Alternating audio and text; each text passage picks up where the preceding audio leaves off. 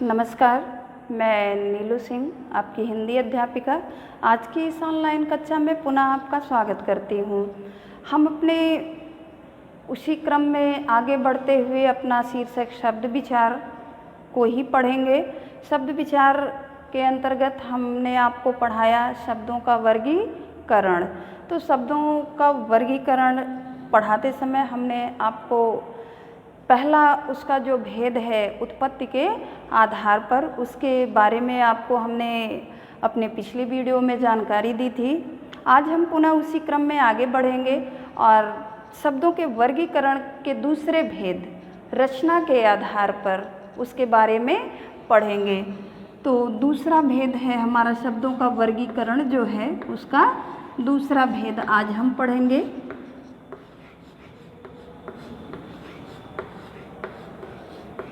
शब्दों का वर्गीकरण। तो इसका जो दूसरा भेद है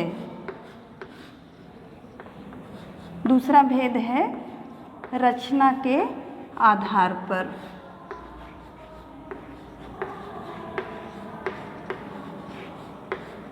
रचना के आधार पर। रचना के आधार पर शब्दों को 3 भागों में बांटा गया है, जिसमें से सबसे पहला है रूढ़ शब्द, दूसरा है यौगिक शब्द,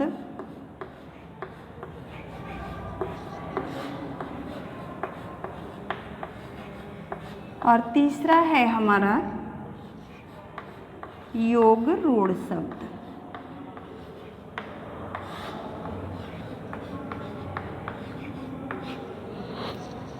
रचना के आधार पर शब्द के 3 भेद हैं, रूढ़ शब्द, यौगिक शब्द और तीसरा हमारा है योग रूढ़ शब्द। तो सबसे पहले हम पढ़ेंगे अपना रूढ़ शब्द।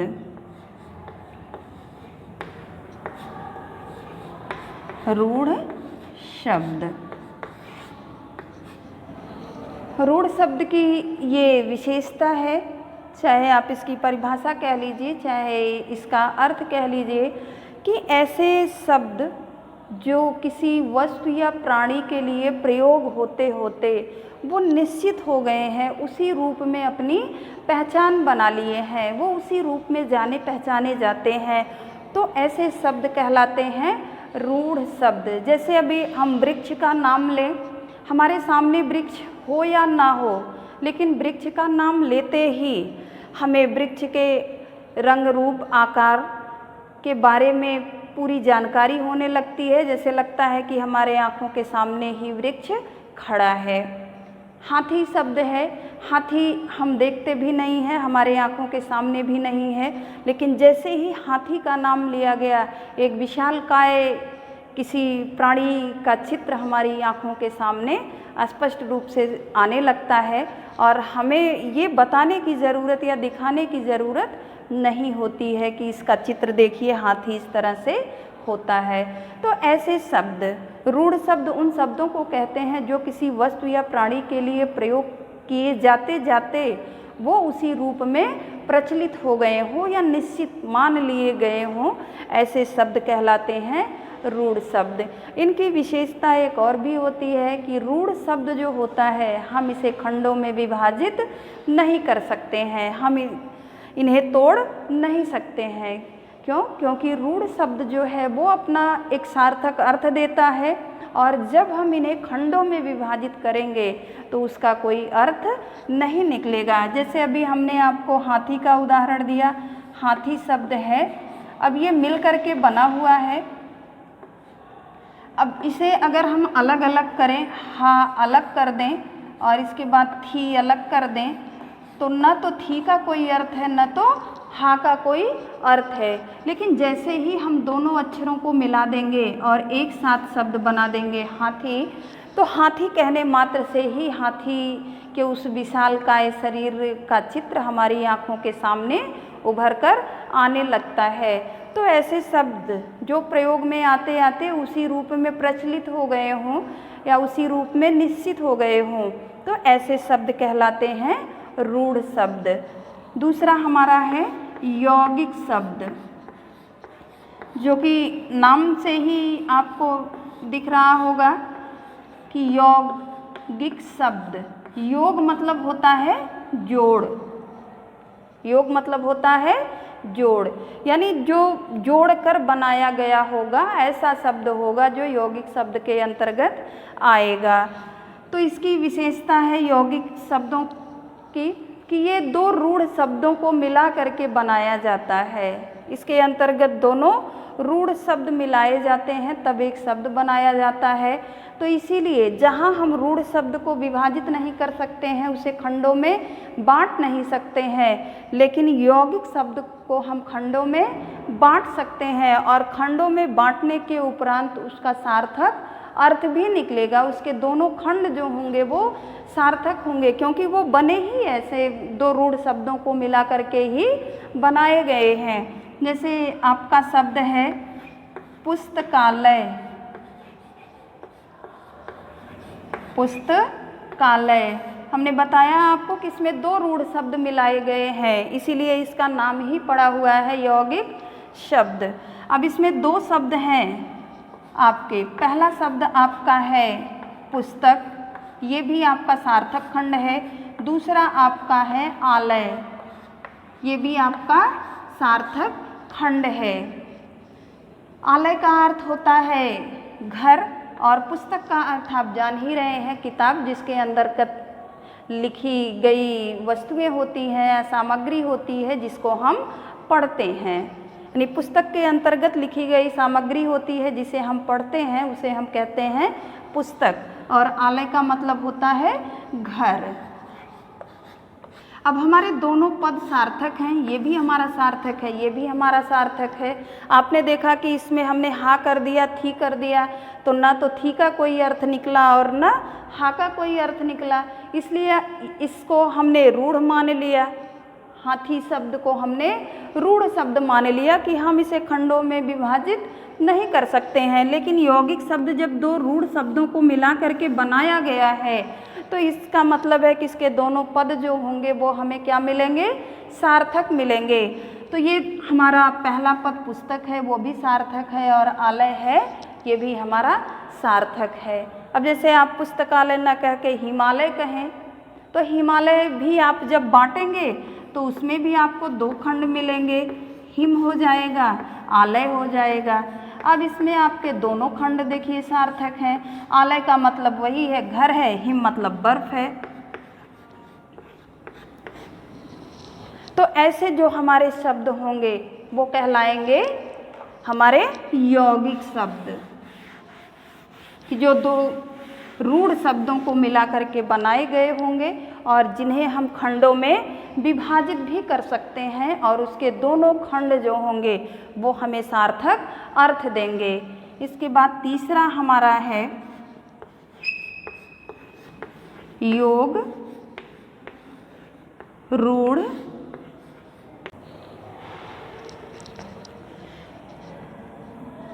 तीसरा हमारा है योग रूढ़ शब्द। योग रूढ़ शब्द की विशेषता है कि इसमें दोनों शब्द होते हैं, यौगिक और रूढ़ दोनों शब्दों की विशेषता होती है, लेकिन अर्थ किसी तीसरे की तरफ जाता है। ये भी रूढ़ शब्दों की तरह प्रयोग होते होते अपने उसी निश्चित रूप में जाने पहचाने जाते हैं, उनका अस्तित्व उनके उसी रूप में जाना जाता है। जैसे शब्द है पंकज। पंकज शब्द आपका, इसमें दो शब्द है। पहले पंक का मतलब होता है कीचड़, पंक का अर्थ है कीचड़। अब लेकिन कीचड़ में जन्म लेने वाले या कीचड़ में उत्पन्न होने वाले हर वस्तु या हर प्राणी हो, कोई भी जीव जंतु हो, हम सबको पंकज नहीं कहते हैं। पंकज हम सिर्फ कहते हैं एक पुष्प का नाम है जिसे कमल का फूल, उसे ही हम कहते हैं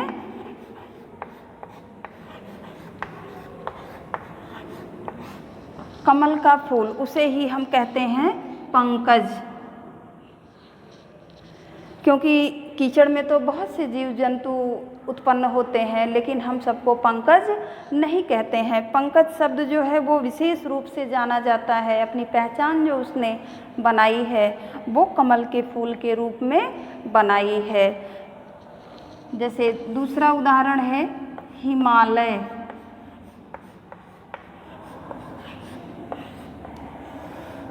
अब आप देखेंगे इसमें दोनों शब्द आया है आपका हिम धन आलय। अब हिम का मतलब है बर्फ और आलय का मतलब है घर, अर्थात बर्फ का घर।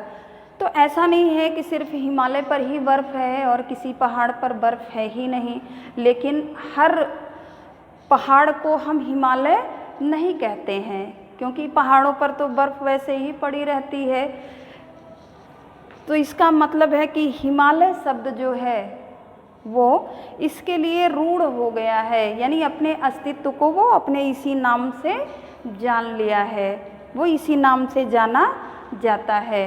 तो ऐसे शब्द कहलाते हैं हमारे योग रूढ़ शब्द, यानी जो अपने दोनों शब्दों की विशेषता बताएं, यौगिक की भी बताएं और रूढ़ की भी बताएं, लेकिन अर्थ किसी अन्य को दें जो अपनी विशेष एक पहचान बना चुके होते हैं अपने उसी नाम से। तो ऐसे शब्दों को हम कहते हैं योग रूढ़ शब्द। आप पुनः देखेंगे कि रचना के आधार पर शब्द के 3 भेद बताए गए हैं। पहला है आपका रूढ़ शब्द। तो रूढ़ शब्द ऐसे शब्दों को कहा जाता है कि जो किसी वस्तु या प्राणी के लिए प्रयोग होते होते उसी के लिए निश्चित हो जाते हैं, उसे हम कहते हैं रूढ़ शब्द। यौगिक शब्द है जिसमें 2 रूढ़ शब्दों को जोड़ करके हम बनाते हैं और उनको खंडों में भी विभाजित कर सकते हैं, ऐसे शब्द कहलाते हैं यौगिक शब्द। योग रूढ़ शब्द में दोनों हमारे शब्द शामिल रहते हैं, यौगिक शब्द भी और रूढ़ शब्द भी, लेकिन वो अर्थ देते हैं किसी विशेष के लिए, वो किसी विशेष अर्थ के रूप में जाने जाते हैं। तो ये तीनों आपका हुआ कि रचना के आधार पर। अब आगे हम इसी क्रम में पढ़ेंगे, शब्दों के वर्गीकरण में ही हम अपना तीसरा भेद पढ़ेंगे।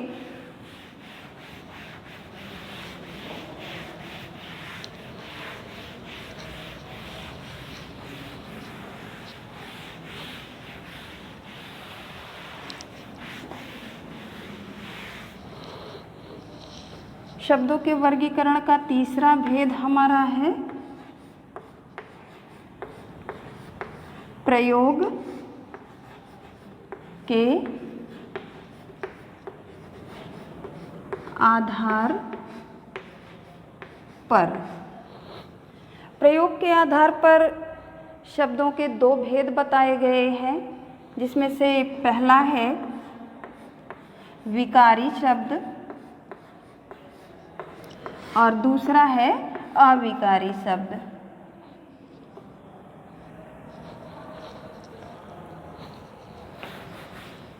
पहला है विकारी शब्द और दूसरा है हमारा अविकारी शब्द।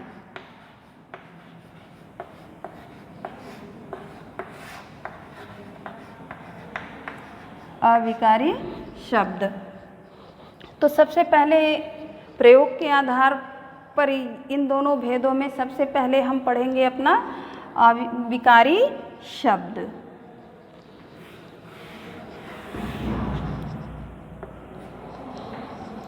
विकार का अर्थ है परिवर्तन।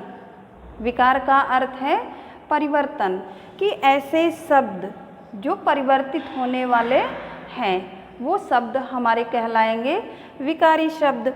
विकारी शब्द जो होते हैं ये इन्हें बांटा गया है वर्गों में, तो 4 तरह से बांटा गया है। इसमें से संज्ञा शब्द हमारा जो है सर्वनाम है, क्रिया है, विशेषण है।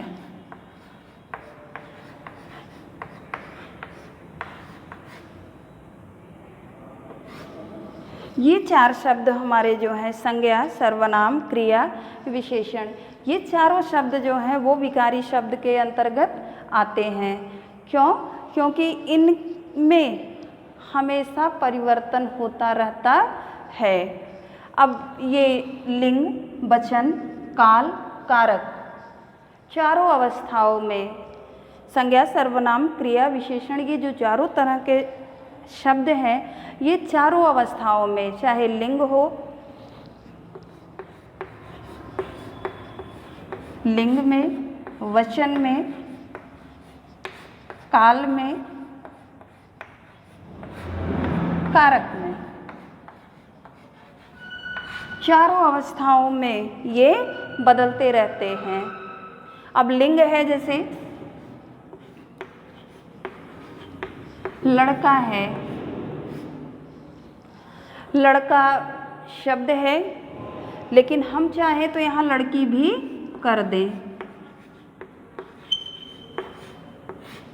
लड़का जा रहा है, लड़का जा रहा है की जगह लड़की जा रही है। तो इस तरह से ये हमारा परिवर्तन लिंग में भी होता है। वचन है, वचन में भी हम परिवर्तन कर सकते हैं। एक वचन है, लड़का है, हम यहाँ लड़के कर सकते हैं। हम अपने वाक्य में एक वचन की जगह बहुवचन का प्रयोग कर सकते हैं। काल है, हम यहाँ भी परिवर्तन कर लेंगे। भूत है तो भूतकाल को हम भविष्य काल में भी कर सकते हैं। जैसे हमारा परिवर्तन है ये, वह गया, तो हम उसकी जगह परिवर्तन करके वह जा रहा है कर सकते हैं। उसी तरह से ऐसे कारक में भी है। हम ये इसलिए विकारी शब्द कहा गया है कि लिंग, वचन, काल, कारक के अनुसार अब इसमें चिन्हों में भी परिवर्तन हम कर देंगे, ये बदल जाएगा। तो ऐसे जो शब्द होंगे हमारे, उसके अंतर्गत ये चारों शब्द आते हैं। संज्ञा, सर्वनाम, क्रिया, विशेषण, ये चारों शब्द हमारे जो हैं वो विकारी शब्द कहलाते हैं। अब इसमें आप देखेंगे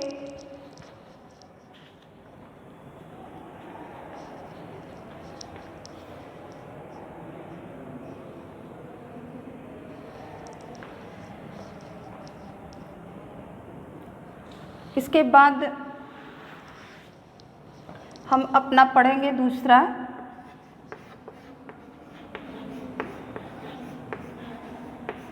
अविकारी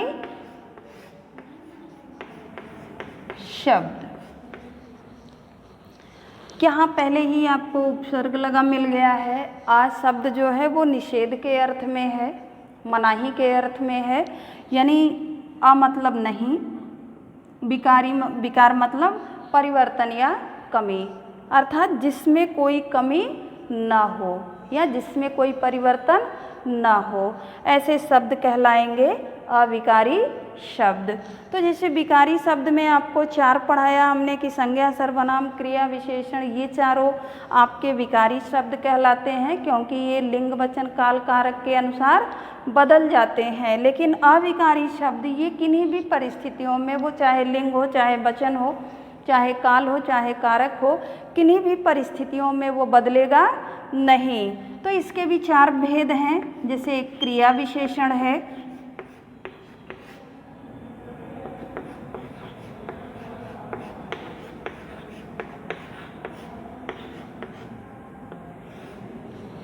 क्रिया विशेषण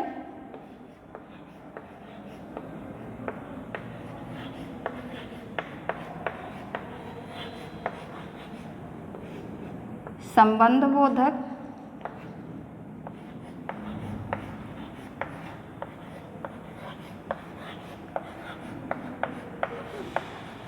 समुच्चय बोधक,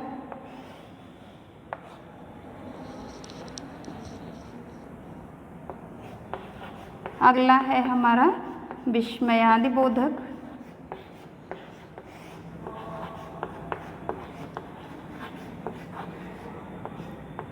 वैसे तो अविकारी शब्द चार भेद बताए गए हैं, लेकिन एक इसमें और भी है, पांचवा भेद भी इसमें जोड़ा गया है, जिसे हम कहते हैं निपात।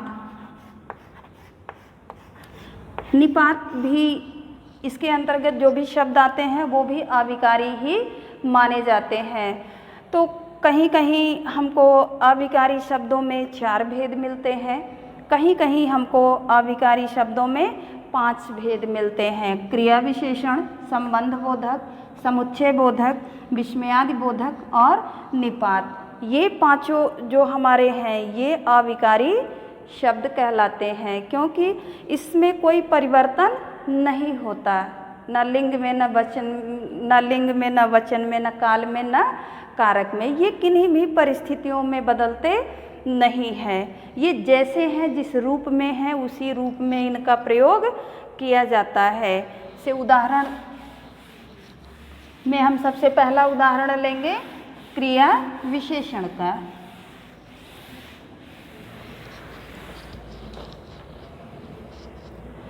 सबसे पहला है हमारा क्रिया विशेषण।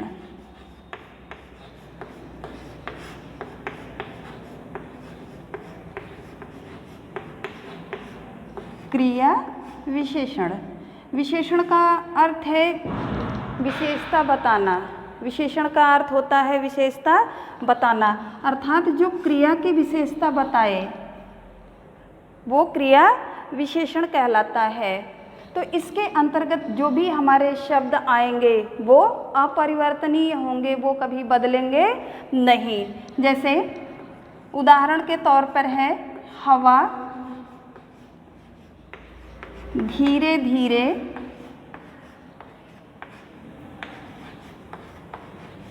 चल रही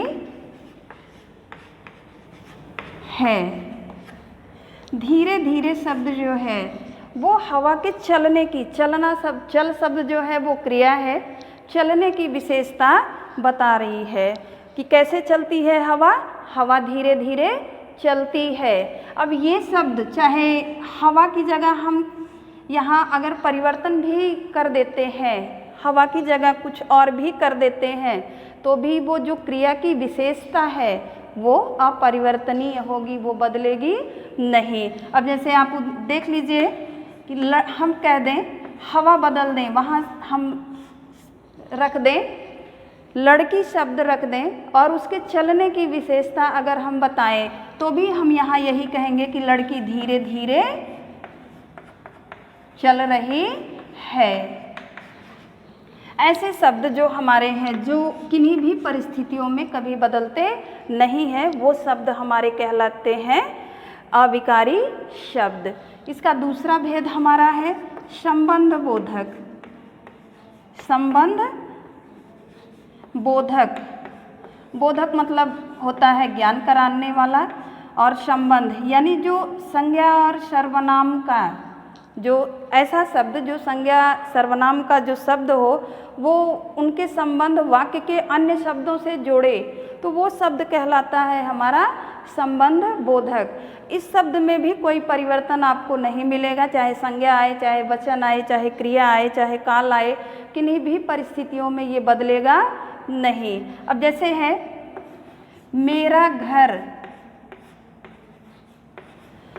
मंदिर के सामने,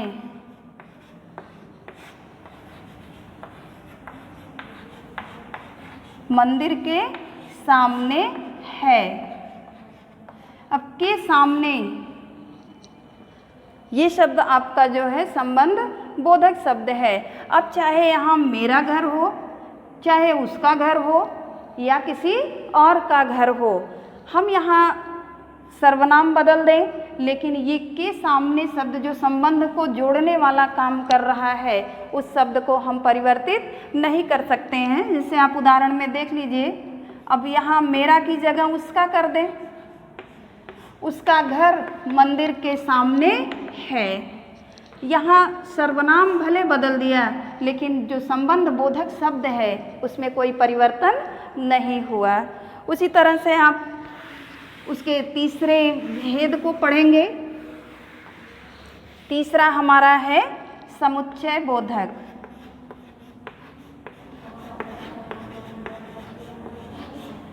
समुच्चय बोधक शब्द। समुच्चय बोधक शब्द के अंतर्गत हम चाहे वाक्य हो या वाक्यांश हो, इसे जोड़ने के लिए हम जिन शब्दों का प्रयोग करते हैं, वाक्य वाक्यांशों को जोड़ने के लिए हम जिन शब्दों का प्रयोग करते हैं वो कहलाता है समुच्चय बोधक शब्द। अब जैसे उदाहरण है राम और श्याम। अब यहाँ ये और शब्द जो है ये राम और श्याम को जोड़ने का काम कर रहा है। अब इसमें अगर हम परिवर्तन लाएं, लिंग को हम बदलना चाहें, राम की जगह हम सीता कर दें और श्याम की जगह हम गीता कर दें, लेकिन जोड़ने वाला जो शब्द हमारा है वो बदलेगा नहीं। हम यहाँ राम और श्याम की जगह कर देंगे सीता और गीता। तो ये समुच्चय बोधक शब्द जो वाक्यों को जोड़ने का काम करते हैं वो अपरिवर्तनीय होते हैं, वो किन्हीं भी परिस्थितियों में बदलते नहीं हैं। चौथा हमारा है, हम तीसरा आपको पढ़ाया हमने समुच्चय बोधक। चौथा भेद हमारा है विस्मयादि बोधक। विस्मयादि बोधक नाम से ही अपने स्पष्ट है, विस्मय अर्थात आश्चर्य। ऐसे इसके अंतर्गत हमारे मनोभाव प्रकट होते हैं, जिसमें से इसके 4 भेद माने गए हैं: हर्ष, शोक, घृणा और भय। इन चारों मनोदशाओं को हम विस्मयादि बोधक के अंतर्गत पढ़ते हैं। ये परिस्थितियों पर निर्भर होते हैं कि हम किस मनोभाव को अपने प्रकट कर सकते हैं। हर्ष है, अचानक हमारे सामने किसी खुशी की बात आ जाती है तो हम वाह अनायास मुँह से निकल जाता है, उसके लिए हमें कोई पहले से तैयारी नहीं करनी होती है। उसी तरह से शोक है, हमारे ऊपर या हम कोई ऐसी दुखद घटना देख लें तो हम इसके लिए शोक प्रकट करते हैं, हाय शब्द का प्रयोग करते हैं, हाय। या फिर कोई चीज़ हमें नहीं अच्छी लगती है, किसी चीज़ से हमें चिढ़ है, नफ़रत है, तो उस चीज़ या जैसे हमने कहीं अचानक बहुत ज़्यादा गंदगी देख ली तो जैसे घृणा का वो भाव हमारे अंदर उत्पन्न हो जाता है, छी, हम ऐसे शब्द का उच्चारण कर लेते हैं। इसके लिए भी हमें पहले से किसी तैयारी की ज़रूरत नहीं होती है। भय शब्द भी है, ये भी हमारे मनोभावों को ही व्यक्त करने के लिए प्रकट होता है। अचानक हमें कोई ऐसा दृश्य दिखाई दे गया जिसे देख करके हम भयभीत हो गए, या जैसे आप चल रहे हैं या आप कहीं बैठे हैं, अचानक आपके सामने सांप नज़र आ जाए तो आप तुरंत चिल्ला पड़ेंगे, मारे डर के कांप जाएंगे। तो वो क्या है, ये भी हमारे मनोभाव हैं। तो विस्मयादि बोधक शब्दों के अंतर्गत ये 4 प्रकार के मनोभाव हैं हम जिनको प्रकट करते हैं। 5वां हमारा है निपात।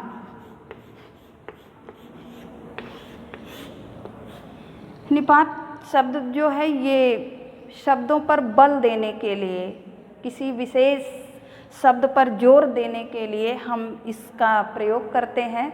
जैसे उदाहरण में अभी कहा जाए कि आपको यह कार्य करना ही है, तो उस कार्य पर ही शब्द जो है आपको दबाव दे रहा है कि नहीं, आपको यह कार्य करना ही है, आपको यह कार्य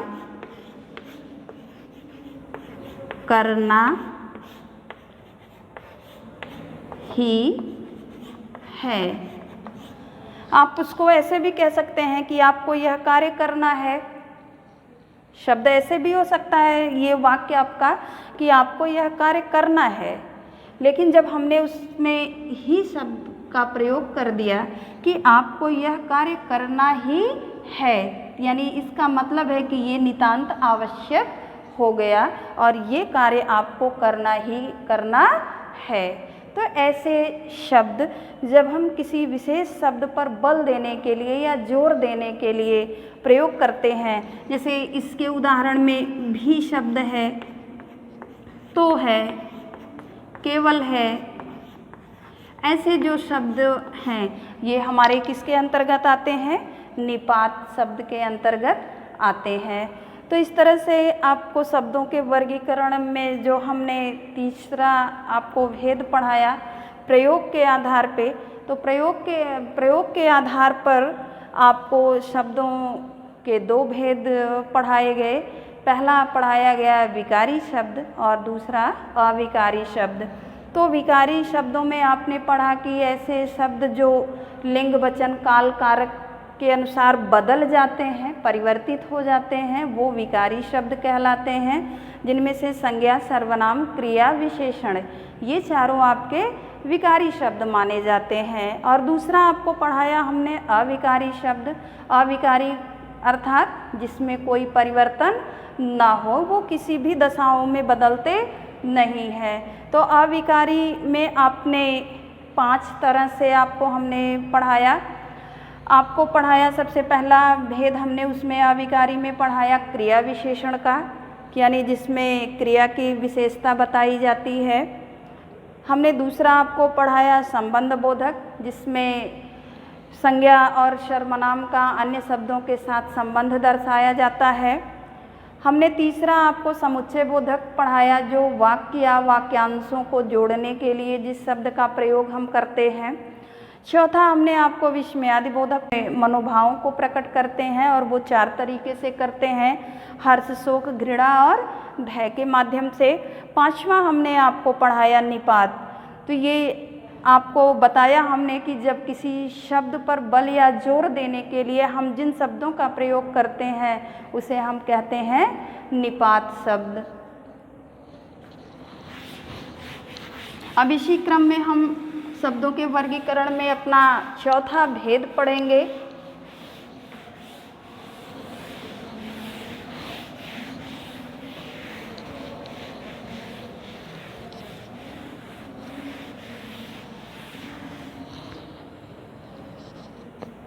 शब्दों के वर्गीकरण का 3 भेद हम पढ़ चुके हैं। चौथा भेद हम पढ़ेंगे अर्थ के आधार पर।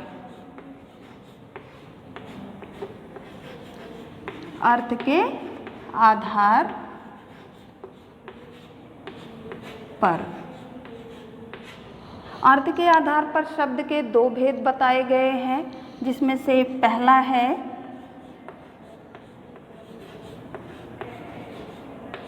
सार्थक शब्द और दूसरा है निरर्थक शब्द। निरर्थक शब्द। तो सबसे पहले हम पढ़ेंगे सार्थक।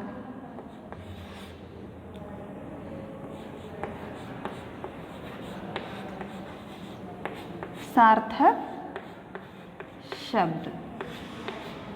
सार्थक शब्द का अर्थ है कि ऐसे शब्द जिनका कुछ अर्थ निकलता है, वो एक सार्थक अर्थ देते हैं, उनका अर्थ स्पष्ट होता है, महत्वपूर्ण होता है, तो ऐसे शब्द कहलाते हैं सार्थक शब्द। अब जैसे है खाना,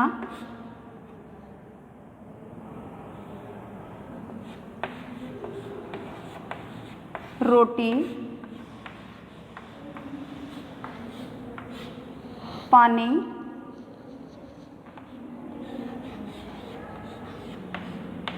जूता आदि, ये हमारे शब्द सार्थक शब्द कहलाते हैं, क्योंकि इनका अर्थ होता है। हम ये किसी न किसी नाम को दर्शाते हैं। कोई वस्तु है जिसका नाम लेते ही हम ये स्पष्ट रूप से जान जाते हैं कि ये कौन सी वस्तु है। तो ऐसे शब्द जो अपना शाब्दिक अर्थ प्रकट करते हैं वो तो कहलाते हैं सार्थक अर्थ। लेकिन हिंदी भाषा में कुछ निरर्थक शब्द भी ऐसे हैं कि जो अपनी बोलचाल की भाषा में इस तरह से घुल मिल गए हैं कि उनको हम निरर्थक होते हुए भी अपनी भाषा में पर्याप्त जगह देते हैं। जैसे दूसरा, अब निरर्थक में आ जाइए आप।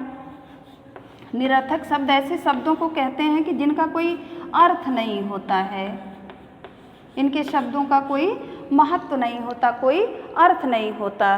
बस इतना है कि ये हिंदी भाषा में इस तरह से घुल मिल गए हैं कि इनका प्रयोग जैसे लगता है अनिवार्य हो गया है, और जबकि इनका कोई अर्थ नहीं होता है, इसलिए इसका नाम ही दिया गया है निरर्थक शब्द, यानी जिसका कोई अर्थ ना हो। अब जैसे हम कहते हैं कि खाना, लेकिन खाना के साथ हम शब्द जोड़ देते हैं वाना, कहते हैं खाना वाना खा लीजिए।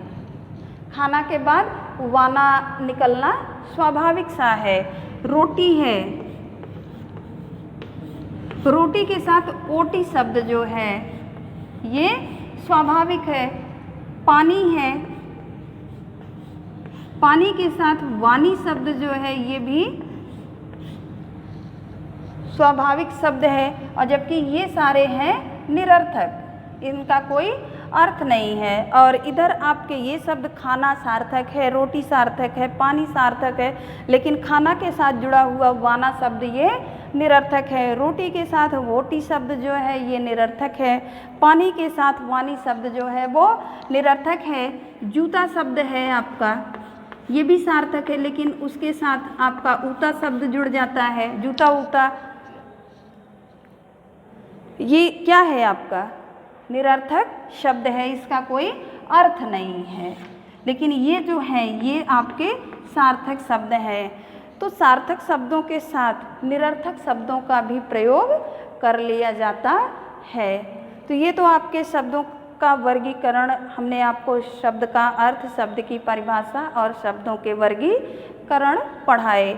यानी जो हम भाषा का उच्चारण करते हैं तो हम ध्वनियों का प्रयोग करते हैं, तो ध्वनियों का जो लिखित चिन्ह है वही वर्ण कहलाता है, और वर्णों का जो सार्थक और व्यवस्थित समूह होता है वो शब्द कहलाता है। शब्दों का वर्गीकरण हमने 4 प्रकार से आपको पढ़ाया कि सबसे पहला हमने आपको पढ़ाया उत्पत्ति के आधार पर। उत्पत्ति के आधार पर हमने आपको 5 भेद पढ़ाए। दूसरा हमने पढ़ाया आपको रचना के आधार पर। रचना के आधार पर आपको शब्दों के 3 भेद पढ़ाए गए। तीसरा हमने आपको पढ़ाया प्रयोग के आधार पे। प्रयोग के आधार पर आपको हमने पढ़ाया 2 भेद, विकारी और अविकारी। चौथा हमने आपको पढ़ाया अर्थ के आधार पर। अर्थ के आधार पर आपको 2 भेद पढ़ाए गए, यानी आपका सार्थक और निरर्थक। सार्थक शब्द का अर्थ है कि ऐसे शब्द जिसका अर्थ निकलता है, उनका महत्व होता है, और निरर्थक शब्द जिसका कोई अर्थ नहीं निकलता। तो उम्मीद करती हूँ कि आपको अपना शब्द विचार शीर्षक अच्छे से समझ में आ गया हो, और आप अपनी किताब में इसे पुनः एक बार पूरा पाठ जब ध्यानपूर्वक पढ़ेंगे, उसमें दिए गए उदाहरणों को पढ़ेंगे, तो आपको ये और स्पष्ट रूप से समझ में आ जाएगा। और इसमें जो भी शीर्षक आपको अस्पष्ट रहे, न समझ में आए, तो आप पुनः उसे पूछ सकते हैं। धन्यवाद।